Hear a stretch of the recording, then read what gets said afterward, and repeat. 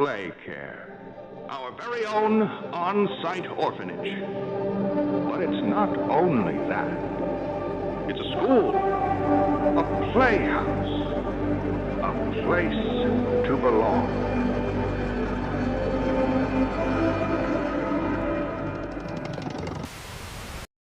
Все вы наверняка знаете один из самых популярных на данный момент маскот хорроров. Конечно же, речь идет о Poppy Playtime. Недавно в свет вышла долгожданная 5 глава. И что же мы можем сказать о главном злодее на данный момент? Вернее, кто же на самом деле является главным злодеем?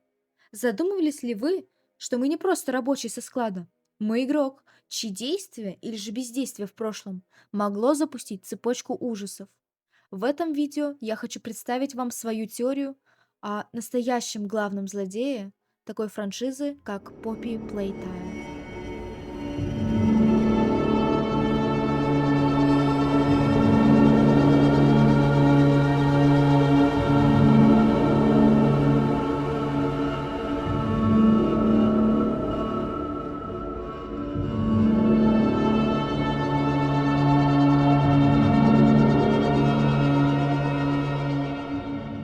По прохождении 5 главы я оказалась под большим впечатлением, и я задумалась, точно ли прототип злодей, ведь в 5 главе он особо ничего плохого-то и не сделал.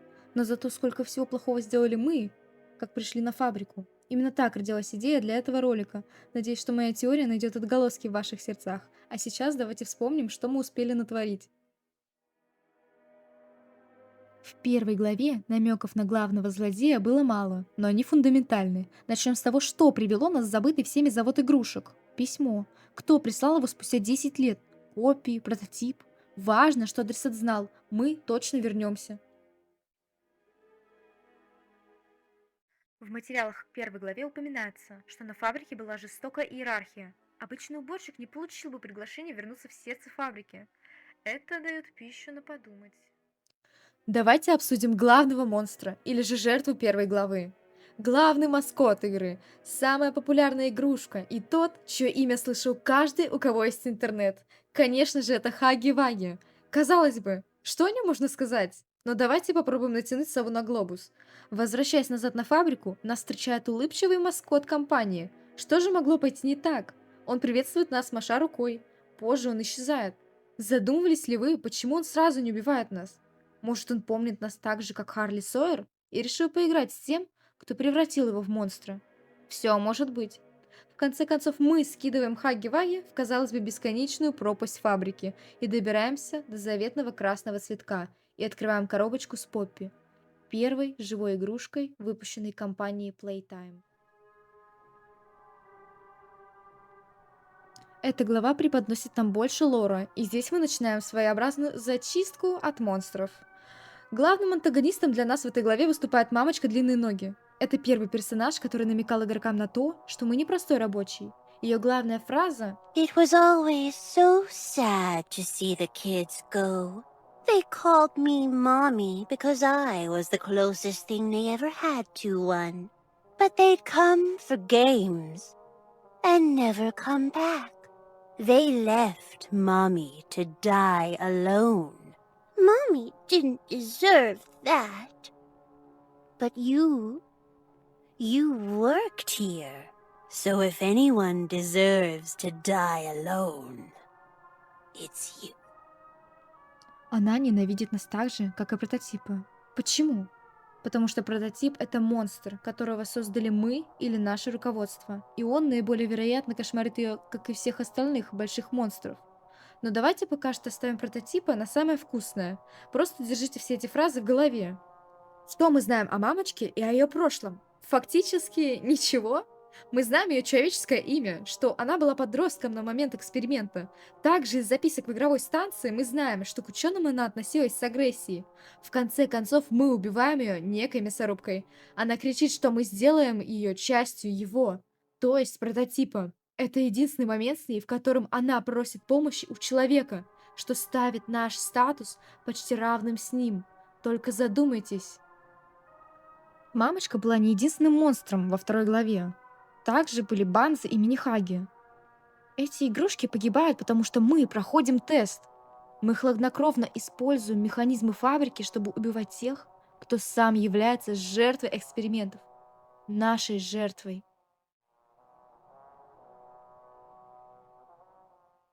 В этот период всплывают документы об инновационном отделе. Теория гласит, что игрок мог быть одним из руководителей этого отдела. Но пока что это только теория, которая с каждой главой подтверждается фразами ключевых персонажей. Третья глава– это моя самая любимая часть в плане лора, сюжета, монстров, атмосферы и самого главного– хоррора. Эта глава опускает нас на еще один уровень ниже, а именно в приют, который был построен еще при живом Эллиоте Людвиге.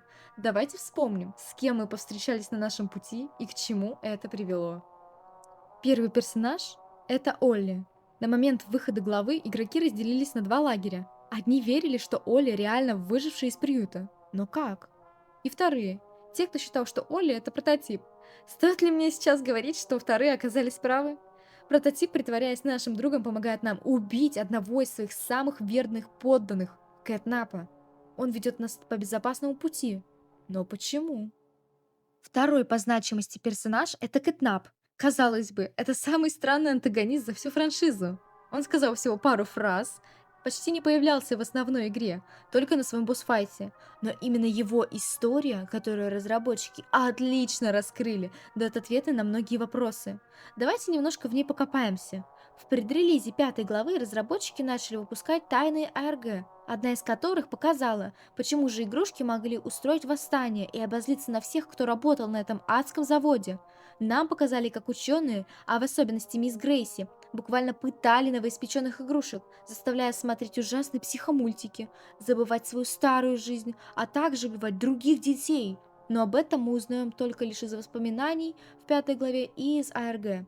В конце битвы мы бьем кота электричеством, тем самым обездвиживая его. Он выпускает свой красный дым, но из-за него все становится только хуже, и он воспламеняется. Он остается жив, но предпочитает принести себя в жертву прототипа. Дог Дэй. Бедный пес, судьба которого заставила меня плакать. Нам почти ничего не известно о его прошлом. Известно только то, что сначала он стал жертвой Кэтнапа, а потом и улыбающихся зверят. Один из немногих персонажей, который умер не от наших рук. Мисс Делайт.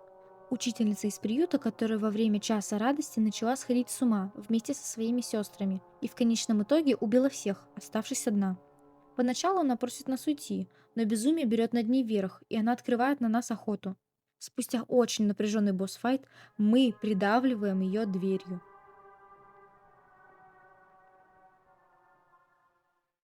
Секретные кассеты раскрывают детали часа радости. На видео видно, как игрушки убивают всех. Но почему выжил игрок? Популярная теория гласит, мы ушли за полчаса до бойни или были теми, кто запер двери, оставив коллег на растерзание. К сожалению, ответ на данный вопрос мы не можем дать. Надеюсь, что 6-я глава будет финальной и даст ответ на этот вопрос. Спускаясь все ниже, мы остаемся одни, без единого союзника, и продолжаем исследовать заброшенный завод. Проходя по буквально горам трупов игрушек, мы можем собрать отрывки из дневника некой девочки Райли, которой не повезло в жизни. Из записок мы узнаем, что ученые превратили ее в игрушку. Она описала нам свои нечеловеческие страдания, от которых у меня бегут мурашки. Позже мы находим то, что от нее осталось, и, заходя в поезд, мы встречаем доктора Харли Сойера. Он обращается к нам почти как к равному, или к тому, чьи грехи ему известны. Он прямым текстом говорит, что помнит нас, а это еще одно подтверждение, что мы, вероятно, были кем-то из состава руководства. Одним из приспешников доктора является Ярнаби. Он беспрекословно подчиняется и выполняет все команды доктора. О его прошлом нам также мало известно, но что мы знаем наверняка, так это то, что он был в изоляции от остальных. Он видел только Харли, из-за этого у него образовалась к нему большая привязанность. Ярнаби погибает очень жестоко. В погоне за нами он цепляется за крюк и падает в лаву. Ах, бедный малыш. Далее по сюжету мы находим нового союзника, Доуи. Он приводит нас в убежище вместе с Поппи и потрепанной Кисси.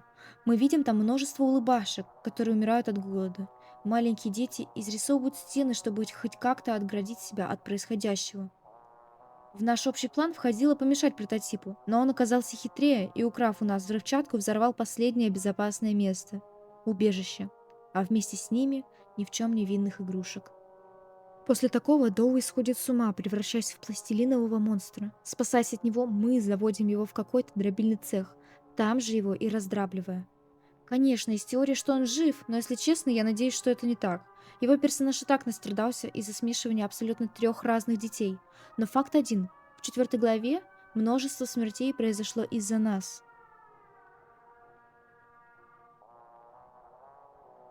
Ой, вот мы и добрались до финальной на данный момент главы. Надеюсь, что вы не устали. Осталось совсем чуть-чуть. Итак, что же мы узнали из 5 главы?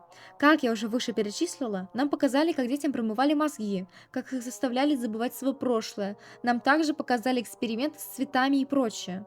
И самое главное, того, чего ждали абсолютно все. Прототип во всей своей красе. Скажу сразу, мне попадались его дизайны где-то 21 января. Фанаты собирали его внешность буквально по крупицам, и на артах он мне вообще не понравился. Но в игре чувствуется эта мощь и исходящий от него ужас. Это непередаваемые эмоции. Помните, я говорила вам держать информацию в голове о ненависти мамочки по отношению к нам? Да, она ненавидела всех ученых, но именно нам она дала шанс выбраться. Хотя кто знает, может, если бы мы играли честно, то мы бы погибли.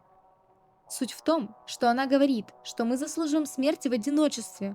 Возможно, мы как-то принимали участие в отборе детей, или же вовсе наравне с мисс Грейси пытали ни в чем невинных игрушек.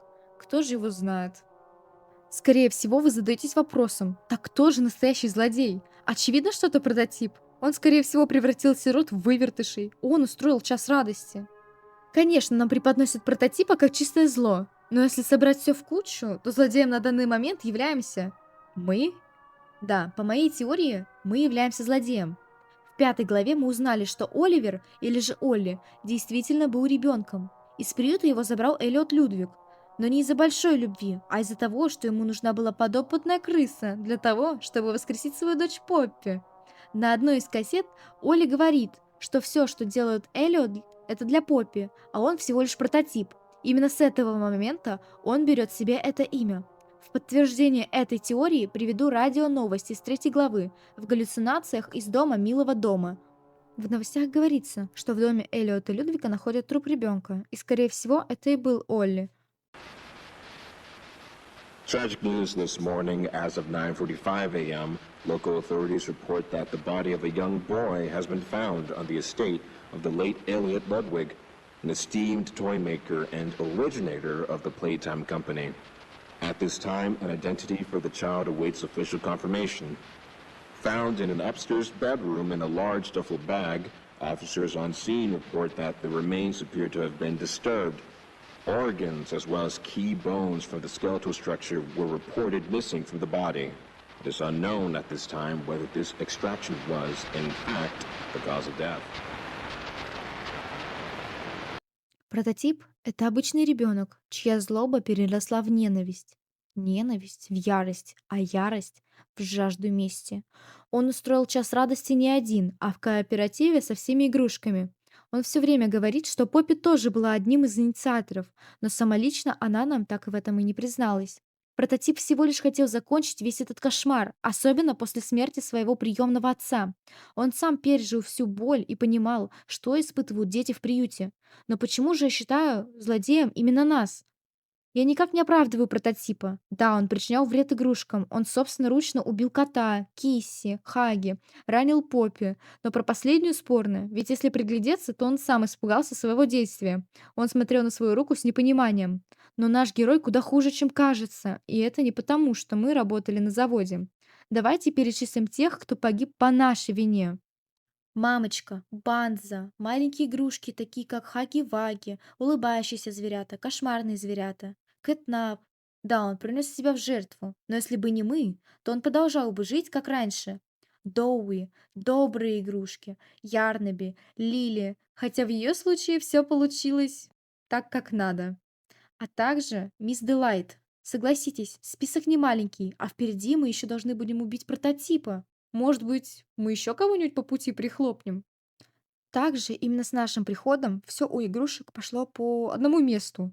До нашего прихода они уже создали свою, так сказать, экосистему.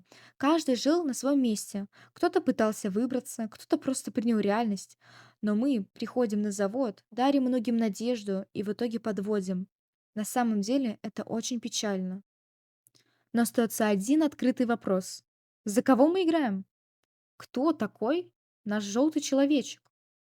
Я могу предположить, что мы играем либо за Рича, который очень часто фигурирует в игре, особенно в кассетах, или Эдди Риттерман, так как «Час радости» произошел 8 августа 1995 года, а в одной из кассет он упоминает, что будет в командировке в Токио или же в парке с 8 по 12 число.